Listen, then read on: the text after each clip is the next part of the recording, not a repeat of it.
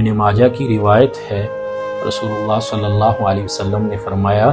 من احب الحسن والحسین فقد احبنی، جس نے حسن اور حسین سے محبت کی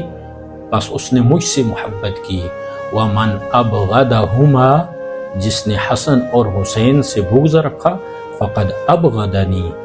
بس اس نے مجھ سے بغض رکھا۔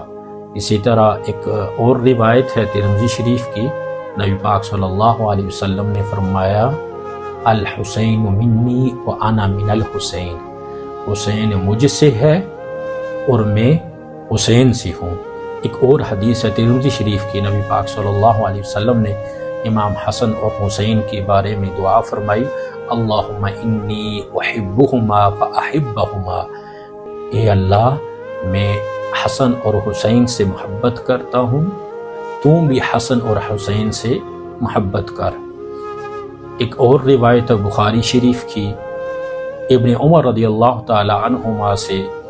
ایک شخص نے مچھر کے خون کے بارے میں پوچھا کہ احرام کی حالت میں اگر مچھر کو مار دیا جائے تو اس کا کیا کفارہ ہے؟ اس پر ابن عمر کہنے لگے کہ یہ دیکھو اس شخص کو مچھر کے خون کے بارے میں پوچھ رہا ہے، حالانکہ اس کے ملک والوں نے نبی پاک صلی اللہ علیہ وسلم کے بیٹے کو قتل کیا، اور میں نے خود رسول اللہ صلی اللہ علیہ وسلم کو کہتے ہوئے سنا ہما ریحانتای فی الدنیا، کہ حسن اور حسین دنیا میں میرے دو پھول ہیں۔ رسول اللہ صلی اللہ علیہ وسلم کا فرمان مبارک ہے، ترمذی شریف کی حدیث ہے الحسن والحسین سیدا شباب اہل الجنہ، امام حسن اور امام حسین جنت کے